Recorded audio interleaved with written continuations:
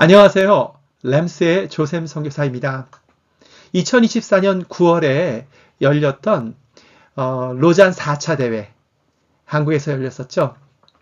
이 대회에 참석하고 제 나름대로의 소감을 여러분들과 함께 나누려고 합니다. 왜 로잔 대회를 돌아보려고 하나요? 물론 의미는 그 자체로도 있죠. 아마 저희 나라가 글쎄 1970년대 빌리그레암 집회 이후로 가장 큰 규모로 국제대회를 유치하는 그런 사건이었기도 하고요. 또 그런 면에서도 의미가 있지만 저희 한국교회가 전체적으로 복음주의에 깊은 영향을 받고 있다는 점에서 로잔 대회가 이번에 어떤 영향을 미쳤고 또 로잔 대회를 통해서 드러난 복음주의의 흐름, 동시에 한국교회의 민낯 또는 좋은 점 이런 것들을 돌아보면서 앞으로 어떻게 교회의 방향성이 돼야 되는지 또 선교가 어떤 방향으로 가야 되는지에 대해서 얘기 나눌 수 있는 귀중한 자료들이 이번 로잔 대회에 있다는 생각을 하게 됩니다. 그래서 로잔 대회를 돌아보려고 합니다. 크게 세 가지로 나눠서 로잔 대회를 얘기해 볼까 해요. 말씀드렸듯이 로잔 대회가 우리 한국교회랑 어떤 의미가 있는지, 그리고 소위 복음주의라고 불리는 이런 교단을 뛰어넘는 국제적인 흐름 가운데에 로잔이 어떤 역할을 했는지에 대한 얘기를 먼저 나누고요. 두 번째는 이번 대회에서 있었던 문제점들 또는 그 의심들을 나눠볼까 해요. 세 번째는 이번 대회가 가졌던 여러 가지 좋은 점들, 또 가능성, 전망에 대해서 얘기를 나눠보려고 하는데요. 먼저 역사적 흐름 속에서 로잔이 어떤 의미를 갖는지를 여러분과 나눠볼게요. 복음주의는 교단이 아닙니다. 많은 분들이 착각하는 분들이 잘 모르시는 분들이 있는데 복음주의는 마치 성령운동과 같이 어떤 일정의 흐름들을 말하는데요. 우리 교회사 전체, 천주교를 포함한 교회사 전체에 계속 흘렀던 흐름 중에 하나입니다.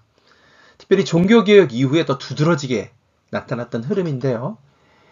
데이빗 바빙턴이라고 하는 그 신학자가 크게 네 가지로 그 특징을 얘기를 합니다.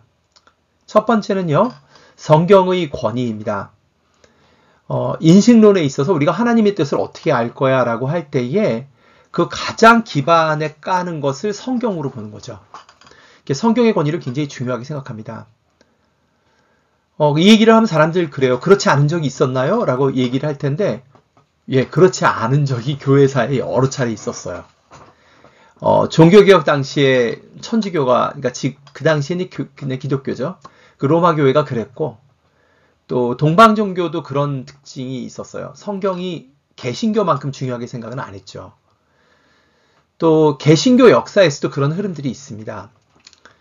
그런데 복음주의는 우리의 인식론, 우리가 어떻게 하나님의 뜻을 발견하고 또 성령의 인도하심을 받음에 있어서 가장 중심에 성경을 두겠다는 생각이 있고요. 두 번째는 그 성경을 해석함에 있어서 여러 가지 것들이 있을 수 있죠. 상황에 따라서 성경이 주목할 만한 방향들이 있거든요. 그러나 가장 기본이 되는 것을 예수 그리스도를 중심으로, 복음을 중심으로 성경을 보겠다라고 하는 예수 그리스도의 중심성이 있습니다. 세 번째는 이 흐름은 종교개혁 이후에 있었던 독일의 경건주의 운동하고도 연관이 있는데요. 개인의 회심, 실제로 개인이 예수님을 구세주일 뿐만 아니라 주님으로, 삶의 주인으로 영접하고 삶의 변화, 회심을 시키는 그 경험을 굉장히 중요하게 생각하죠. 그리고 네 번째로 행동주의인데요. 행동주의, 특별히 복음 전도, 이 기쁜 소식을 사람들에게 전하고 그들이 개종될 뿐만 아니라 개종을 넘어서서 회심을 할 수 있도록 돕는 것. 그래서 굉장히 포커스가 있고요. 나중에 말씀드리겠지만 이 행동주의는 복음 전도뿐만 아니라 사회적 책임 부분에서도 중요한 부분을 차지합니다. 이 네 가지가 어쩌면은 19세기, 20세기, 21세기에 걸친 어떤 복음주의의 흐름인데 이 흐름은 교회사 가운데의 교단을 넘어서서 나타나고 특별히 한국 교회에는 150년, 130년 전에 왔던 선교사들이 이런 성향이 강했고요. 그리고 70년대, 80년대에 대학생 선교단체들이 이런 성향이 강했는데요. 그것이 80년대, 90년대에 그 대학생 선교단체의 리더들이 교회에 영향을 미치면서 교회도 교단과 관계없이 이런 흐름이 강한 편이었죠. 데이비드 베빙턴이 얘기한 것은 아니지만 이 복음주의, 현대 복음주의가 갖고 있는 중요한 특징 중에 하나는 특별히 로잔이 발족됐던 1970년대 당시에는 그 자유주의 신학에 대한 경계와 두려움이 깊이 깔려 있습니다. 이것은 지금까지도 영향을 미치고 있죠. 그래서 성경을 의심한다거나 예수 그리스도의 중심을 흔든다거나 이런 부분에 대한 그 경계뿐만 아니라 두려움이 뭐 70년대부터 지금까지니까 50년이 지난 60년이 다 돼가는 지금도 깊이 영향을 미치고 있다라고 볼 수가 있습니다. 이 얘기는 나중에 또 얘기들을 나누도록 하겠습니다.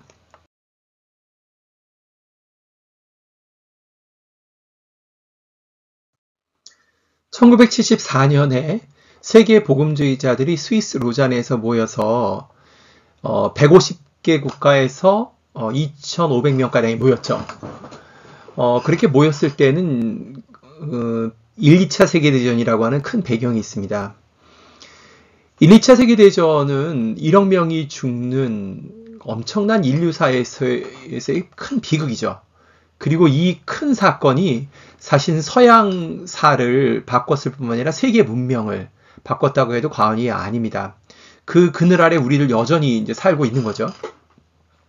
그런데 기독교인들이 갖고 있던 답은 이거였어요. 질문은 이거였어요. 뭐냐 하면 그 전까지만 해도 유럽을 중심으로 한 서양 문명이 기독교 문명으로서 소위 말하는 기독교 왕국, 자기들끼리 기독교 문명을 이뤘고 그것을 세계에 내놨을 때 압도적으로 우월하다는 생각을 갖고 있었거든요.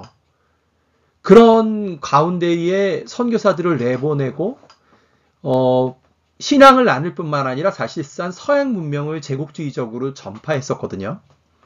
그 우월감을 갖고 있다가 실제로 자기들이 저지른 일이 그 우월한 문명을 가지고서는 세계를 전쟁으로 몰아넣은 거거든요. 1, 2차 세계대전의 주범이 터키하고 일본 빼놓고는 전부 다 기독교 국가들이었거든요.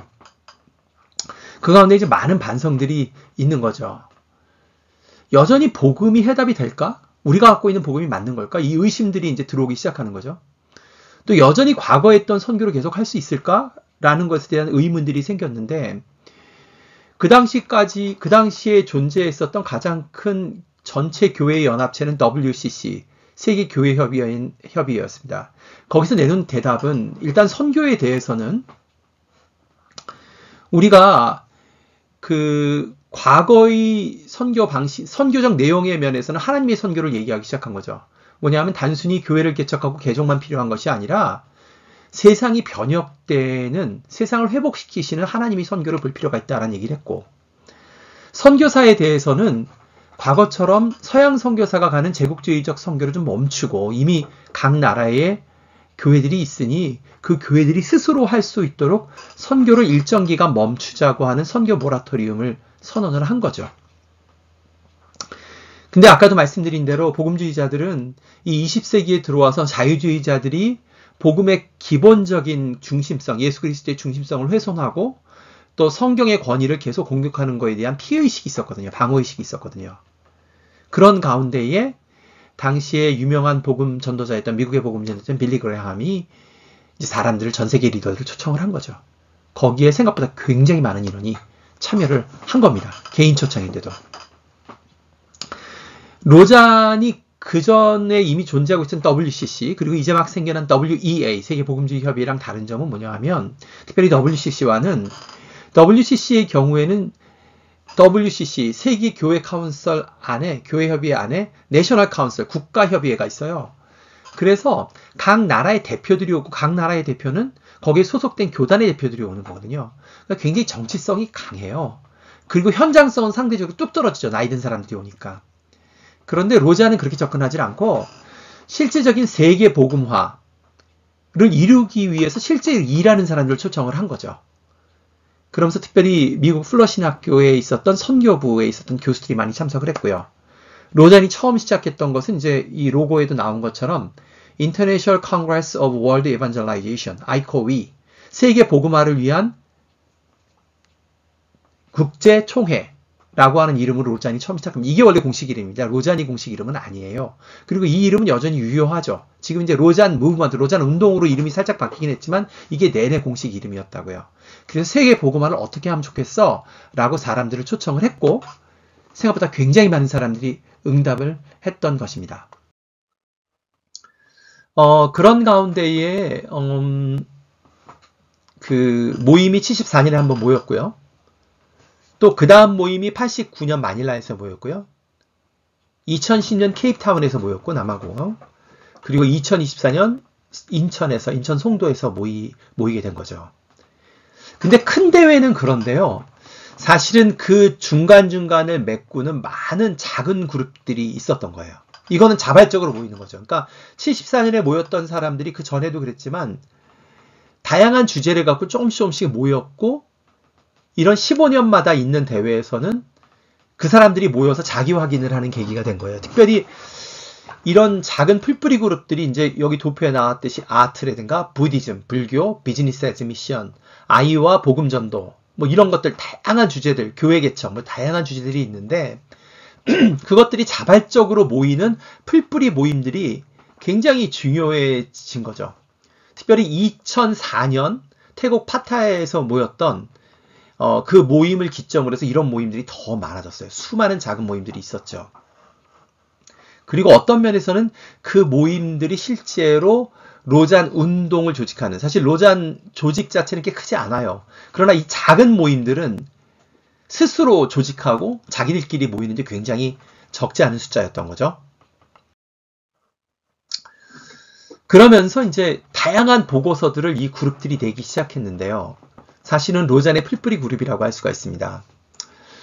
저와 제 동료들 한 7명가량이 1974년부터 서울대회 이전까지 한 50년가량의 이런 다양한 그룹에서 만든 리포트들을 다 조사를 해봤어요. 그래서 거기에 그 내용 분석을 하면서 키워드가 어떤 것이 중점적으로 나오느냐를 갖고서 선교가 지난 50년간 어떻게 변했는가를 추적을 좀 해봤어요. 굉장히 여러 가지 질문들이 있었지만 그 중에 2가지만 보도록 할게요. 도대체 선교가 뭐야? 라고 하는 질문에 있어서 선교는 원래 복음을 증거하는 거죠. 근데 복음을 증거함에 있어서 우리가 개인적으로 복음을 전도하는 것도 있겠고 또 사회에서 책임 있는 목소리를 내고 약자를 보호하는 그런 일들을 할 수가 있죠.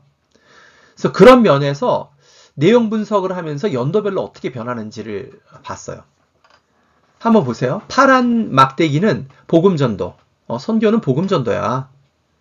빨간 거는 아니야, 사회적인 삶을 건강하게 살아내고 복음을 증거하는 거야 라고 하는 거. 그거를 통해서 복음을 증거하는 거야 라고 하는 그런 걸 분석을 해봤는데 한번 보세요.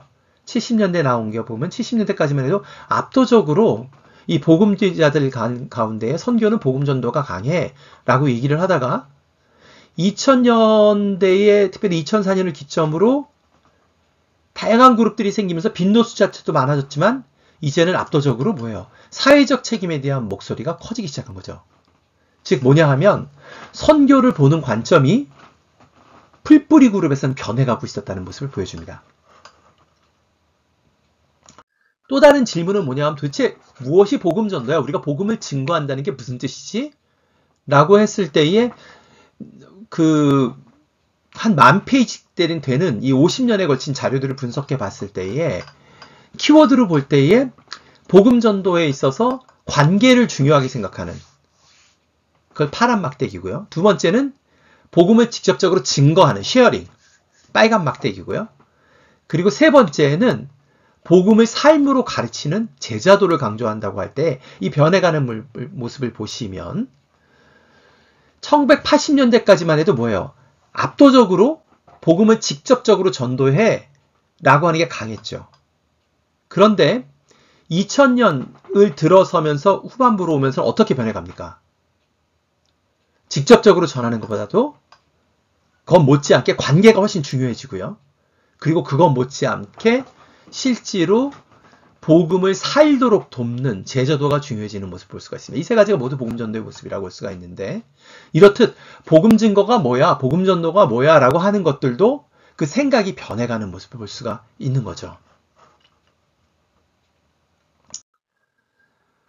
2010년 케이프타운 선언, 케이프타운에 모였을 때에 그때 모였던 자료를 근거로 케이프타운 서약이라는 것을 만들어냅니다.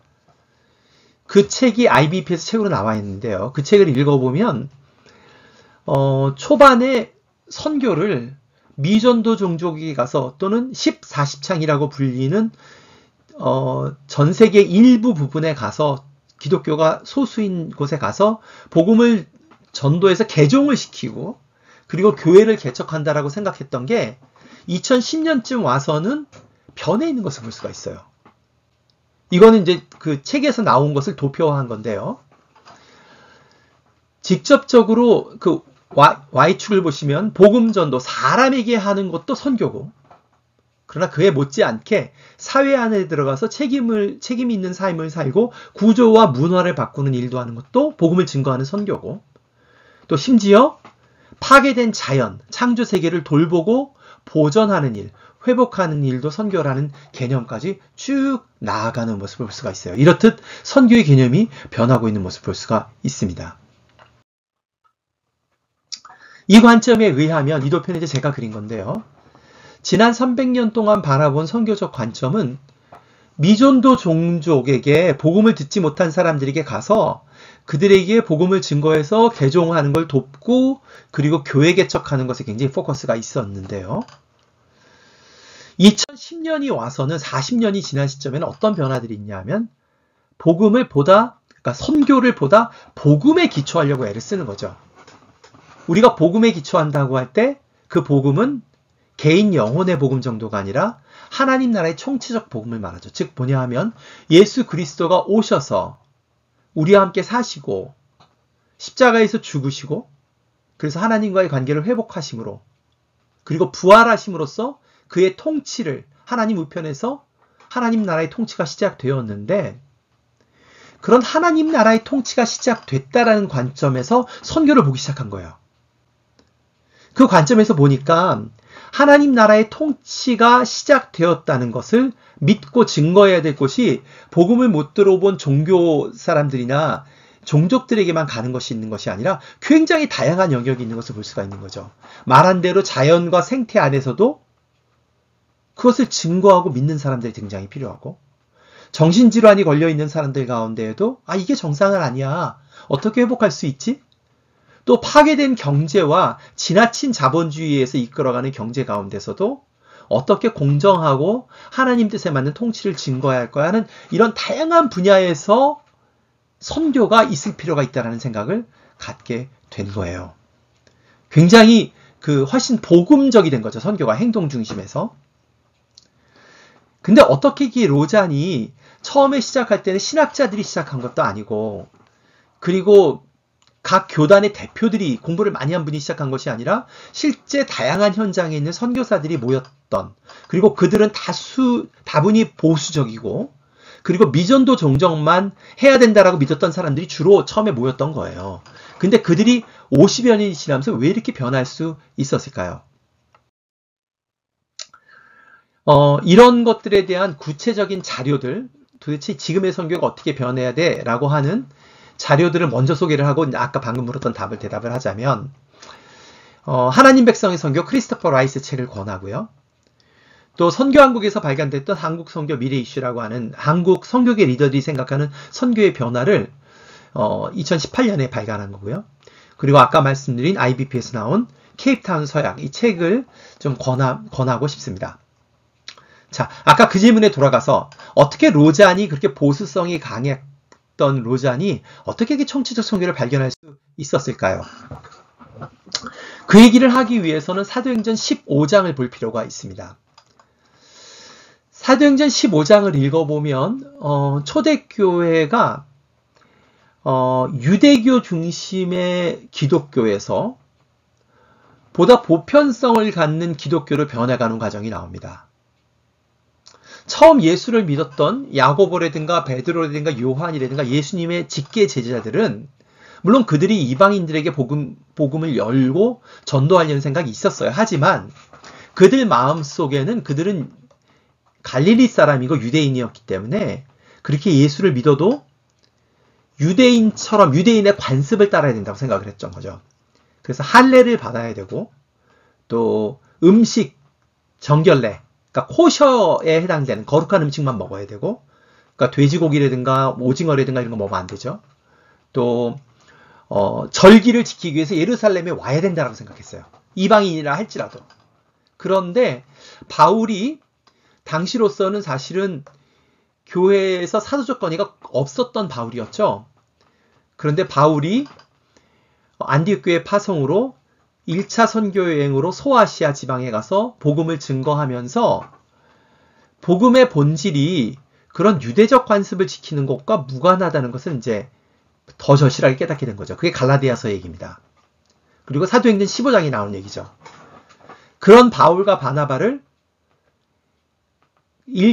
그 예루살렘 교회의 리더였던 야고보와 베드로가 초청을 하죠. 그리고 그 얘기를 들어요. 그러니까 그들이 이 얘기를 들으면서 깨닫게 되죠. 아, 하나님께서 그런 유대적 관습을 지키지 않아도 예수 그리스도를 믿는 그 은혜로만으로도 충분히 성령으로 그들에게 임하시는구나 하는 걸 깨닫고, 사실 그 전에 베드로를 이미 준비시키고 계시죠. 그러면서 자기들이 그 당시 알았던 좁은 복음, 유대교 중심의 좁은 복음이 보다 보편성을 갖는 종교로 나아가게 됩니다. 이것이 굉장히 중요한 의미를 갖는데요. 왜냐하면 우리가 복음, 지금 이 시대의 복음을 깨닫기 위해서 우리에게 필요한 세 가지 축이 있다는 것을 보여주는 거죠. 하나는 성경입니다. 그들이 함께 모여서 대화할 때에 성경의 근거에서 대화를 한다고요. 베드로도 바울이 이런 발표를 했을 때 들었을 때에 아모스서를 들어서 아모스의 예언을 들어가지고 이 말이 맞다라고 얘기를 합니다. 그리고 또 하나의 축이 있는 것을 볼 수가 있죠. 그것은 성경에 근거할지라도 그것이 확인되기 위해서는 예루살렘이라고 하는 교회에 모여서 같이 확인할 필요가 있는 거죠. 그리고 또 다른 축이 있죠. 그것은 뭐냐 하면 유대인의 상황이 아닌 이방인이라고 하는 소아시아의 상황 가운데 바울이 발견한 얘기들이 이 안에 들어오게 돼요.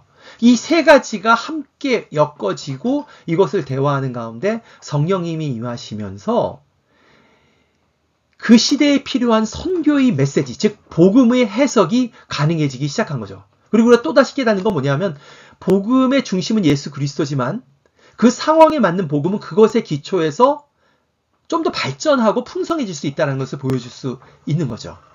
이것이 이제 선교가 하는 일이라고 할 수가 있습니다.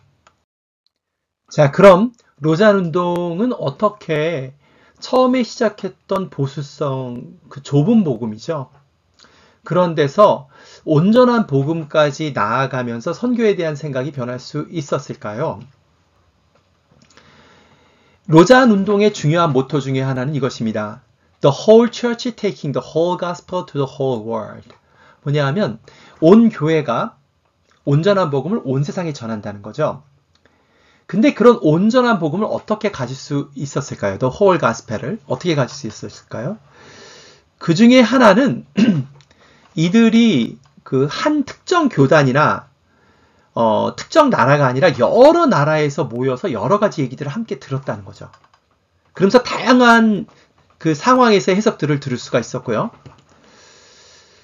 두 번째는 그 여러 나라에서 온 대표들이 정치적인 구조에서 나온 사람들이 아니라는 거예요. 실제로 선교적 상황을 살아내는 선교사들이나 신학자들이 와서 개인으로 참여하면서 얘기를 나눈 거죠. 이런 식으로 글로벌한 교회 공동체, 그러니까 온 처치죠. The whole church. 그리고 다양한 상황, 온 세상이죠. 거기에서 나온 얘기들을 갖고서 성경을 보기 시작하니까 온전한 복음을 찾을 수 있었던 거예요. 로잔 운동이 사실상 교단적 권위가 있는 것도 아니고, 그리고 조직이 방대하지도 않고 사실 조그만 조직에도 불구하고, 그리고 실제로 모였던 것은 15년에 한 번 정도만 모였음에도 불구하고 이렇게 건강한 복음을 갖고서 권위를 가질 수 있었던 이유는 사실은 이런 다양한 상황, 여러 교회들이 함께 연합하면서 해석했던 신학적 해석, 그리고 선교에 대한 바른 방향을 제시했던 게 이들에게 권위를 부여했던 것입니다. 자, 여기까지가 왜 로잔 운동이 우리 한국교회에게 중요하고 그리고 로잔 운동이 지금까지 어떻게 흘러왔는가를 살펴보는 배경이었어요.